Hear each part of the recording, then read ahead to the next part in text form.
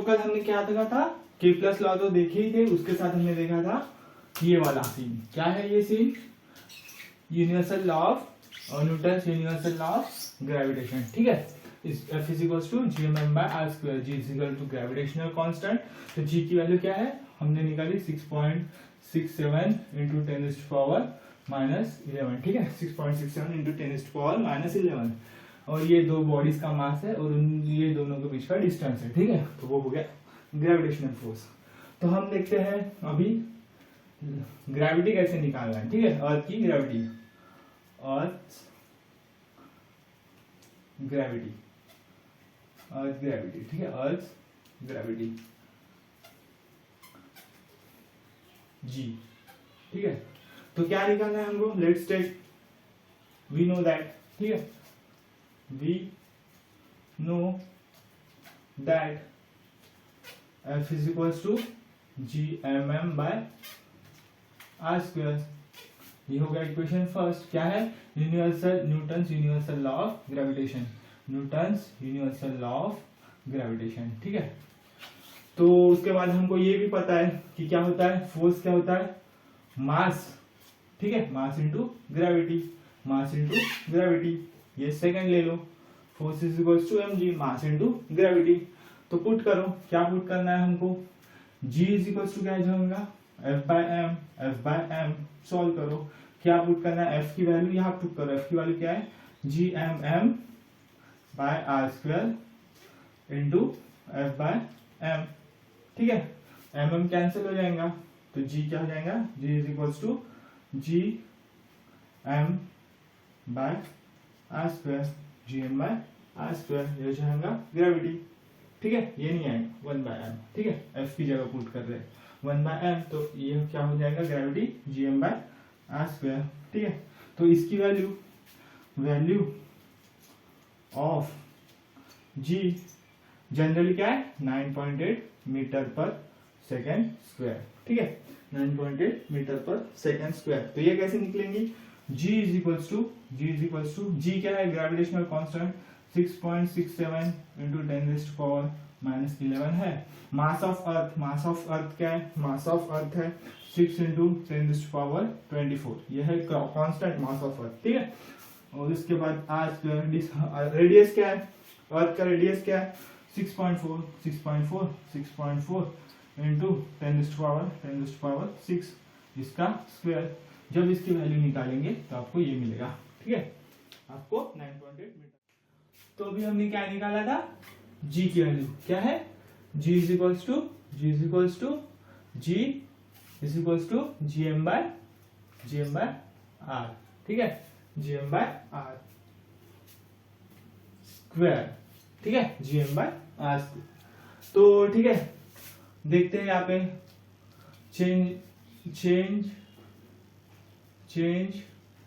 इन gravity. ठीक है, change in gravity कहाँ देखना है, पहला देखना है at earth surface and pole. ठीक है, at earth surface and pole. Second देखते हैं हम, कहाँ पे देखते हैं, इफ हाइट मतलब रेडियस ही पकड़ लो, इंक्रीजेस, CREASES इंक्रीजेस। ठीक है, इफ हाइट इंक्रीजेस। और थर्ड क्या अपना, इन डेप्थ मतलब इफ हाइट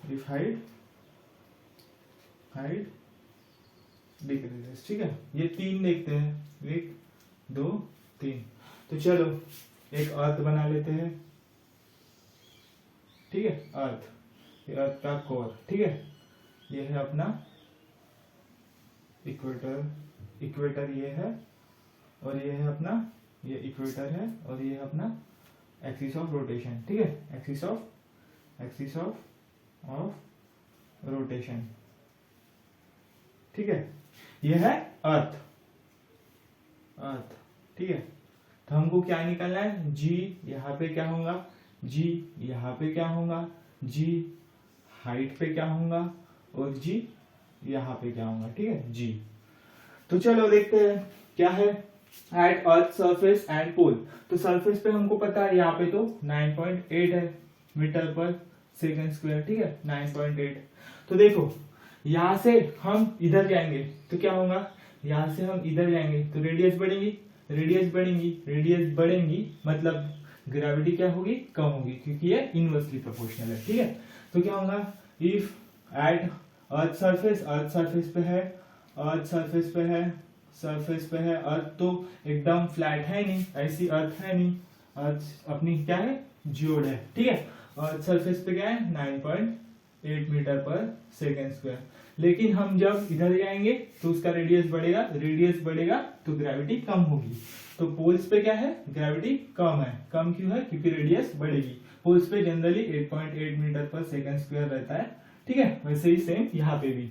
उसके बाद हम क्या है, इफ हाइट आर इंक्रीजेस, अगर पोल से भी ऊपर जाए, ठीक है, पोल से मतलब अर्थ से भी ऊपर जाए, हाइट बढ़ेगी, ठीक है। अर्थ से भी ऊपर जाए तो हाइट इंक्रीज, हाइट क्या होगी, इंक्रीज, मतलब ये डिस्टेंस क्या होगा, आर का, ये तो आर है, और बढ़ जाएगा तो आर बढ़ जाएगा, तो ग्रेविटी क्या होगी, कम होगी, ठीक है। हाइट बढ़ गई तो ग्रेविटी फिर से कम होगी, ठीक है। तो जैसे जैसे ऊपर जाएंगे ग्रेविटी कम होती जाएगी, ठीक है। ये सेकंड हो गया, इफ हाइट इंक्रीजेस। अब थर्ड देखते हैं, इफ इन डेप्थ मतलब यहाँ से अगर नीचे जाते हैं, यहाँ से अंदर जाते हैं, ठीक है। यहाँ पे तो 9.8 है और यहाँ से नीचे जाते हैं, तो यहाँ से अंदर जाएंगे, यहाँ से नीचे जाएंगे तो रेडियस क्या होगा, रेडियस कम होगा, रेडियस कम होगा, रेडियस तो कम होगा, ठीक है। रेडियस कम होगा तो क्या होना चाहिए, रेडियस कम होगा तो क्या होना चाहिए, ग्रेविटी बढ़नी चाहिए, ठीक है, ग्रेविटी बढ़नी चाहिए। बट अंदर ग्रेविटी बढ़ती क्यों नहीं है, क्योंकि रेडियस तो कम होगा लेकिन उसके प्रपोर्शन में जो अर्थ का मास है, जो इतना बड़ा है, वो यहाँ पे आगे छोटा सा हो जाएगा। इसलिए जो मास है वो इतना कम हो जाता है कि रेडियस का इफेक्ट उससे पड़ता नहीं है। तो मास कम हो जाएगा तो ग्रेविटी क्या हो जाएंगी, ग्रेविटी भी कम हो जाएगी। इसलिए रेडियस तो कम होता है बट मास उसके प्रोपोर्शन में बहुत ज्यादा कम होता है। उसकी वजह से एट डेप्थ ग्रेविटी कम हो जाती है, ठीक है, कम हो जाती है। यह है सिंपल, आपको एग्जाम में लिखना है कंस्ट्रक्ट करके, बहुत से at earth surface if height increases और इफ हाइट डिक्रीजेस और डेप्थ इंक्रीजेस। सिंपल है, ठीक है। वो फॉर्मूला देना है, उसके हिसाब से एक एक पॉइंट प्रूफ करके लिखना है आपको। सिंपल है बहुत, ठीक है। चलो सही है।